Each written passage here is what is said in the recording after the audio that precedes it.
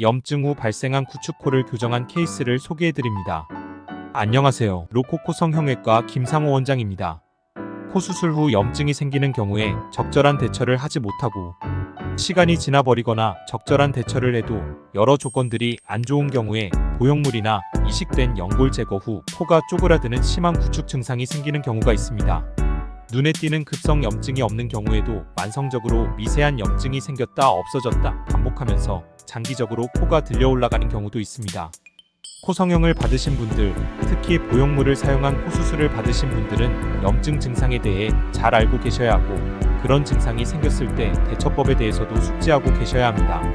초기 염증 시에 빠른 대처를 하면 99% 이상에서 다시 정상적인 생활이 가능합니다. 영상 하단에 관련 포스팅 링크를 올려두겠습니다. 읽어보시면 꼭 도움이 됩니다. 코 성형 수술 후 염증과 관련해서 아래 4가지 단계가 중요합니다. 첫째, 최대한 조심스럽게 수술해서 염증을 예방한다. 둘째, 염증이 생긴 경우에 최대한 빨리 조치해서 염증 진행을 막아 원상태로 돌려놓는다. 셋째, 이미 그 단계를 넘은 경우 염증 조직을 최대한 깨끗하게 제거한다. 넷째, 구축이 생긴 코에서 적절한 코제 수술로 재건해줍니다. 오늘 설명드릴 내용은 4번째 구축 코 수술에 대한 내용입니다. 우선 수술 전 환자분의 코 상태를 보겠습니다. 저희 병원 오시기 1년 전에 타 병원에서 비중격 실리콘으로 코 성형을 하고 동시에 기능 코 수술로 비염 수술을 받으셨습니다. 수술 후 한 달이 지나서 염증이 시작되었고 그 상태에서 3개월을 항생제 치료하다가 수술 후 만 4개월이 지난 시점에서 보형물과 이식된 연골 전체 제거 수술을 받으셨습니다. 코 상태를 보면 내부 비중격 연골 등 정상 구조물이 다 녹아서 없어진 것을 알 수 있습니다. 가장 큰 문제가 뭘까요? 염증이 생긴 것은 의사가 100% 막을 수 없는 불가항력적인 부분이지만 항생제 치료를 3개월이나 했다는 점은 개인적으로는 이해하기가 힘든 부분입니다. 2주 정도 항생제 치료를 했을 때 확실하게 가라앉지 않았다면 바로 보형물 제거 수술을 진행했으면 좋았을 것이라고 생각합니다. 물론 그렇게 진행되지 못한 어떤 특이한 상황이 있었을 수도 있습니다. 수술 전 아래쪽에서 본 모습입니다. 염증으로 부풀어 오르고 얇아졌던 연부 조직이 보형물과 이식 연골 제거 후 구축 증상이 생기면서 저렇게 쪼그라들어 피부 접힘이 생기는데요. 특히 위의 사진처럼 콧구멍 위쪽 안쪽 모서리 부분 부위가 쪼그라든 것은 눈에 보이는 것보다 훨씬 더 심하게 조직이 꺼져 있는 것이고 여간해서는 정상적인 모습으로 돌리는 것이 불가능해집니다. 저 부위는 코끝만 쪼그라든 것하고는 비교가 안 됩니다. 코끝만 쪼그라드는 경우는 어느 정도 정상적인 모습으로 돌아갈 가능성이 높습니다. 45도 각도에서 수술 전 모습을 보면 사태의 심각성을 알 수 있습니다. 비중격이 다 녹아서 흡수된 상태입니다. 얼마나 마음고생이 많으셨을까요? 수술방에서 지랄과 난리가 필요한 이유가 이 사진 속에 있습니다. 지랄과 난리의 필요성에 대해서도 영상 하단에 게시글을 링크해 두겠습니다. 그렇게 강박적으로 수술하고 치료하고 경과보고해도 어떤 의사라도 저런 문제를 만들 수 있다고 생각합니다. 정말 무서운 일이지요. 그 확률을 최소화시키기 위해 손에 메스를 잡고 있는 동안은 평생 최선의 노력을 다할 뿐입니다.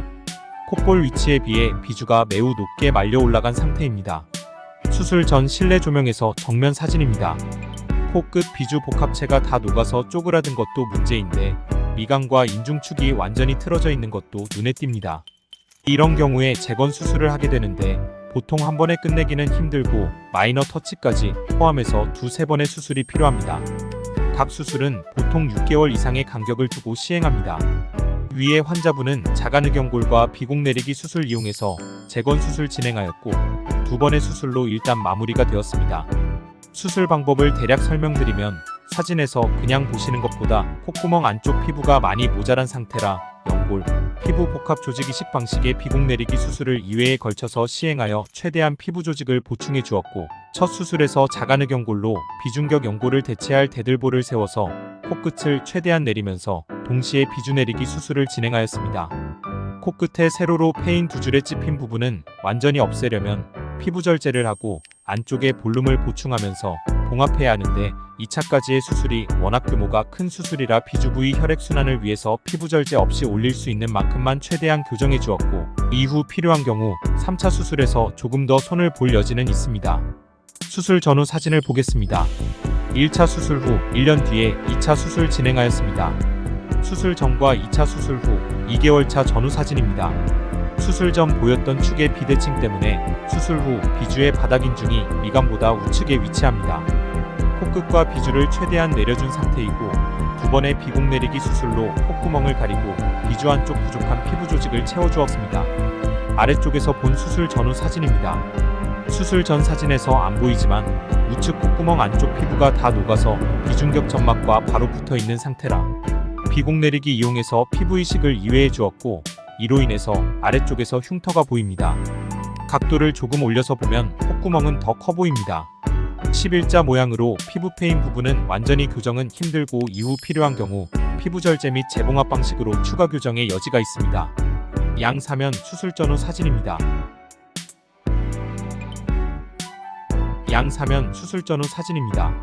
자가늑연골 이용해서 코끝 비주 복합체를 최대한 재건한 상태입니다. 다른 각도에서 양측 사면 사진입니다.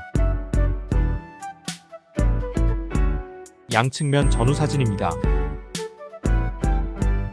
단단한 자가늑연골이기 때문에 피부가 늘어날 수 있는 최대한까지 내릴 수 있습니다. 실내 조명에서 전후 사진입니다. 오직 실력 승부. 결과로 말하는 로코코 성형외과입니다.